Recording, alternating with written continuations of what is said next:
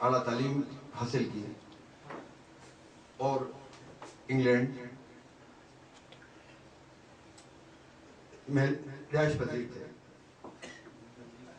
England ایک ایسا ملک ہے جہاں آج بھی پاکستان میں رہنے والے لوگوں کی ہی نہیں، دنیا کے دوسرے ممالک میں بھی رہنے والے لوگوں کی یہ خواہش ہے کہ وہاں جائیں، وہاں رہیں، وہاں اپنی زندگی آرام اور سکون سے گزاریں۔ لیکن آپ نے وہاں پہ اپنی زندگی آرام اور سکون سے نہیں گزاری اور بر صغیر کے مسلمانوں کے لیے ایک الگ ملک کی، ایک ایسے ملک کی آواز اٹھائی جہاں مسلمان اپنے مذہبی روایات آزادی کے ساتھ انجام دے سکیں۔ اگر میرے کسی دوست نے قائد اعظم کے 14 نکات جو نہرو رپورٹ کے جواب میں پیش کیے گئے تھے اگر پڑھے ہوں تو ان 14 نکات میں ہر نقطے میں صرف اور صرف ایک ہی بات کہ مسلمانوں کے لیے، مسلمانوں کے لیے، مسلمانوں کے لیے، مسلمانوں کے لیے، صرف اور صرف مسلمانوں کے لیے ہمیں ملک کی ضرورت ہے جہاں مسلمان آزادی کے ساتھ رہ سکے۔ بھائیو، 1940 میں قرارداد پاکستان پیش کرنے کے بعد 7 سال کے عرصے میں ملک حاصل کر لیا گیا۔ اس وقت ہمیں ملک کی ضرورت تھی، ہمیں ملک مل گیا۔ آج ملک کو ہماری ضرورت ہے۔ وجہ اس کی کیا ہے؟ وجہ اس کی یہ کہ جیسا کہ میرے بھائی فرما رہے تھے کہ ہر بندہ کرپشن میں لگا ہوا ہے۔ یقین کریں، میں نے اخبار میں پڑھا پاکستان میں کرپشن سب کا حق ہے۔ ہمارے ایک منسٹر کا یہ بیان تھا، یعنی کہ وہ یہ کہہ رہے تھے کہ حرام کھانا سب کا حق ہے۔ کیا قائد اعظم نے یہ ملک اسی لیے ہی بنایا تھا؟ ہم ہر سال آج 134ویں بنا رہے ہیں، اگلے سال 135ویں بنائیں گے، 136ویں بنائیں گے، ہمارے بعد ہمارے بچے منائیں گے۔ لیکن جو حالات ہیں اس وقت ملک کے 63 سال کی اس ملک کی زندگی میں قائد اعظم کے بعد کیا واقعی کوئی ہمارا ایسا قائد آیا، کوئی ایسا رہنما آیا جس کو صرف اور صرف پاکستان سے محبت ہو؟ بے شک یہ بات صحیح ہے کہ جیسے لوگ ہمارے مذہب میں ہے کہ جیسے لوگ ہوتے ہیں ان پر ویسے حکمران نافذ کر دیے جاتے ہیں۔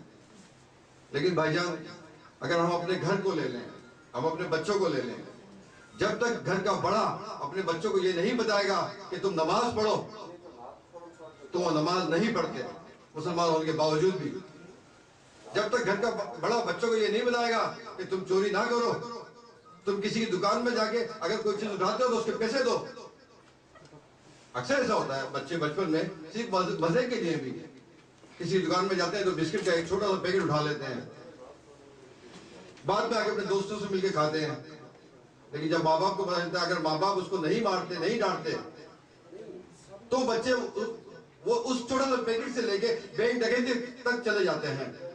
تو بھائی جان، یہ ہمارے ملک کی 18 کروڑ عوام جو ہے نا، اس کی غلطی نہیں ہے۔ یہ آج تک جتنے بھی حکمران آئے ہیں، خواہ وہ سول حکمران ہو یا فوجی حکمران ہو، ہاں یقین کریں وہ سب کریکٹ ہیں۔ آج تک کوئی بھی پاکستانی نہیں آیا کہ واقعی اس کو پاکستان سے، قائد اعظم کے پاکستان سے پیار ہو،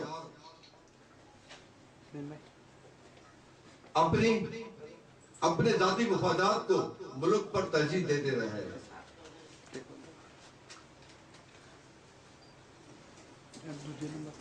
بھائیو، ہم سب پاکستانی، پہلے مسلمان ہیں پھر پاکستانی ہیں۔ پاکستان اس لیے نہیں بنا تھا کہ اگر اس کے 4 صوبے ہوں گے تو وہ چاروں آپس میں لڑ رہے ہوں گے۔ کوئی کہے گا میں سندھی ہوں، کوئی کہے گا میں بلوچی ہوں، کوئی کہے گا میں پٹھان ہوں، کوئی کہے گا میں پنجابی ہوں. تو کیا ہے جب پٹھان بلوچی سندھی ہو تو کیوں نہیں پھر الگ ملک بنا لیے تھے؟ کیا ضرورت ہے پاکستان بنانے کی قائد اعظم کو؟ قائد اعظم نے کسی پٹھان کے لیے، کسی پنجابی کے لیے پاکستان نہیں بنایا. پاکستان بنایا مسلمانوں کے لیے.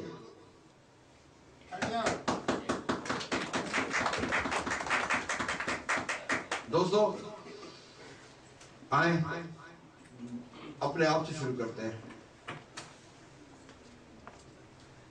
کسی کو بھی نہیں کہتے ہیں، نہ میاں نواز شریف کو، نہ زرداری صاحب کو. ہمیں کہنے کی ضرورت ہی نہیں ہے، کیونکہ انہوں نے نہ ہمارا کہنا ماننا ہے، نہ مانا ہے، نہ مانیں گے. آئیں ہم اپنے ذاتی مفادات کو ملکی مفادات پہ قربان کرتے ہیں. آئے عہد کریں کہ ہم پاکستان کو نقصان نہیں پہنچائیں گے. ایک دن کا روزہ رکھ لیں جھوٹ نہ بولنے کا پاکستان کے لیے. ایک دن کا روزہ رکھ لیں اگر 18 کروڑ عوام کہ آج ہم کسی کو دھوکہ نہیں دیں گے. یقین کریں وہ عادت پڑ جائے گی کہ پھر وہ دھوکہ نہیں دیں گے. اگر ایک دن کا روزہ رکھ لیں کہ ہم رشوت نہیں لیں گے، یقین کریں وہ عادت پڑ جائے گی ان کو کہ وہ رشوت نہیں لیں گے. یہ میاں نواز شریف کے لیے بھی، زرداری صاحب کے لیے بھی، الطاف حسین کے لیے بھی، یہ سب کے لیے ہے، کیونکہ وہ بھی انہی 18 کروڑ پاکستانیوں کی طرف سے ہیں. ان کی نیشنلٹی کہیں کی بھی ہو، بھلے وہ امریکہ کی ہو یا انگلینڈ کی ہو یا جاپان کی ہو، وہ پاکستانی ہیں. لیکن آئے ہم عہد کرتے ہیں کہ ہم اپنے ملک کو گندا نہیں کریں گے، خراب نہیں کریں گے، اس کو میلا نہیں کریں گے، اس کے منہ پہ کالوچ نہیں مالیں گے، کہ کوئی ایسا کام نہیں کریں گے جو ہمارے ملک کے منہ پر کالوچ مالے جائے. شکریہ.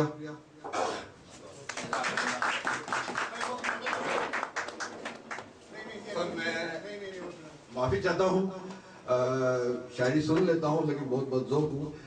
صرف ایک ہی بات میرے کو آتی ہے، وہ یہ کہ ایک قائد اعظم تیرا احسان رہے گا.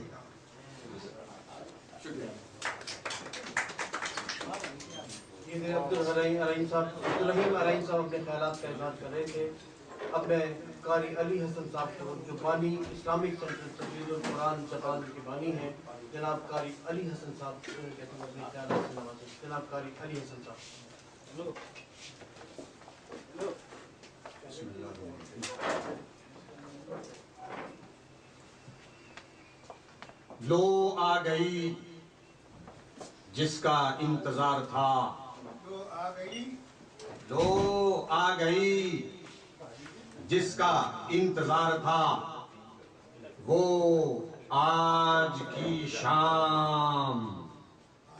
کیا بات، بہت اچھا تھا، بہت خوب. لو آ گئی جس کا انتظار تھا، وہ آج کی شام. مبارک ہو مسلم لیگ والوں، جو رکھا ہے یوم پیدائش قائد اعظم محمد علی جناح کے نام.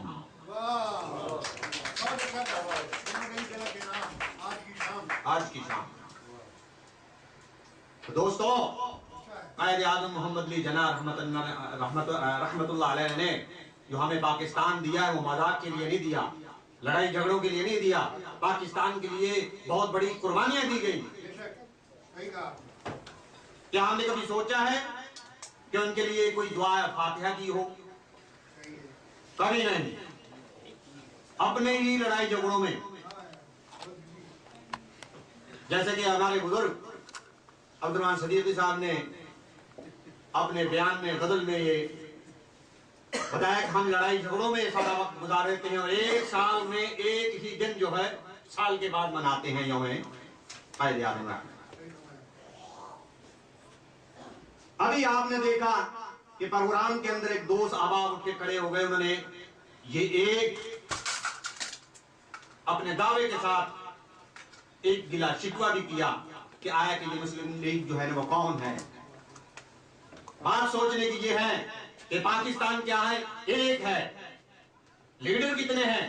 اگر فیملی ایک ہے تو بچے ہمارے کتنے ہیں؟ اس لیے پاکستان کو روشن کرنے کے لیے، اپنی فیملی کو روشن کرنے کے لیے، قوم و ملک کو نام دینے کے لیے، روشن کرنے کے لیے ہمیں یکجا ہو کر اس کے لیے ہمت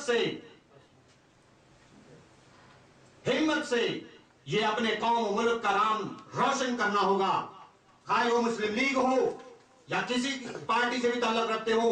ہمیں یہ چاہیے کہ قائد اعظم محمد علی جناح کا یوم پیدائش دن یکجا ہو کر منائیں تاکہ مزید ہمارے پاکستانیوں میں محبت پیدا ہو۔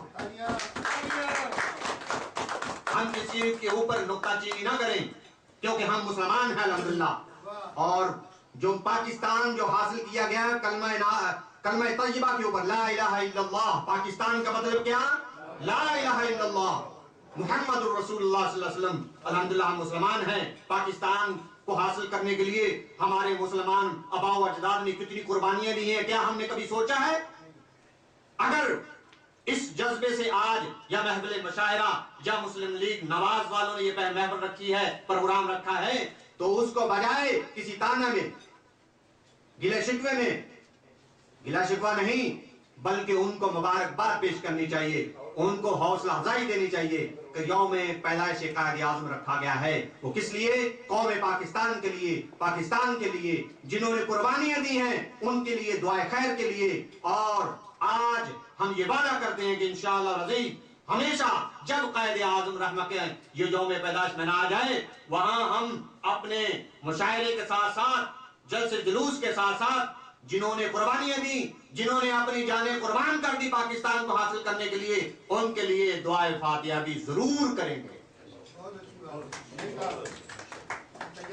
تیار ہے نا؟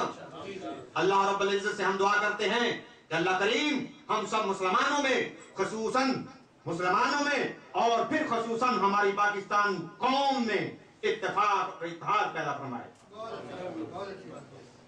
پاکستانی قوم کے لیے یہ واضح ایک الفاظ کہہ دینا چاہتا ہوں کہ بفور 2 ہفتہ پہلے جو مسلم لیگ نون کے مرکزی صدر جناب محترم رانا ابرار حسین صاحب نے 2 ہفتے پہلے یہ ایک دل کی خواہش کی کہ یہاں پہ ہمارے بزرگ شیخ نعمت اللہ صاحب جاپان میں اگر تشریف فرما ہے تو وہ ہمارے جلسہ یا آج کے پروگرام میں ان کی شرکت ہمارے لیے باعث مسرت ہوگی۔ تو ہم نے پتا کیا کہ اس وقت شیخ یہاں پہ تشریف نہیں رکھتے تھے۔ 1 ہفتہ کے بعد ہمیں پتا چلا کہ شیخ نعمت اللہ صاحب کی آمد جو ہے جاپان میں ہے، اور بروز جمعہ کو آپ نے ٹوکیو جامعہ میں جمعہ پڑھا۔ تو یہ دل کی دیکھیں گہرائیں، اور محترم عبدالرحمان صدیقی صاحب کی طرف سے یہ ٹیلی فون آ گیا، آج یہ کال آ گئی کہ رانا صاحب ہمارے ساتھ شیخ نعمت اللہ صاحب بھی تشریف فرما ہے۔ اگر ہم ایمان رکھتے ہیں تو ہم یہ بھی کہہ سکتے ہیں کہ ہم ان کی زیارت کے لیے آئے، بلکہ پروگرام کو یہ گلہ یا شکوہ یا کسی اور کی طرف گھسیڑنے کے لیے نہیں، بلکہ یہ بھی دیکھیں اس محفل میں بزرگ بیٹھے ہیں ہمیں، اس لیے ہمیں یہ عہد کرنا ہوگا کہ ہم پاکستان کے پلیٹ فارم سے کوئی بھی پروگرام ہو، چاہے وہ مسلم لیگ ہو، چاہے وہ ادر کوئی پارٹی ہو، اس میں یہ ایسی گلہ شکوی یا رکاوٹ نہیں پیش کریں گے۔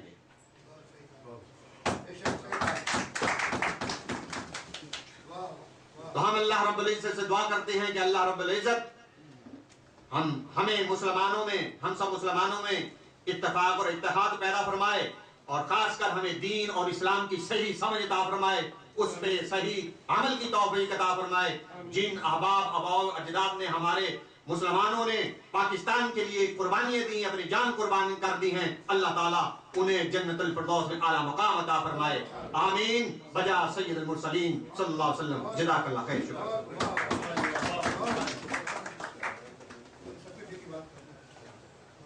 قاری علی حسن صاحب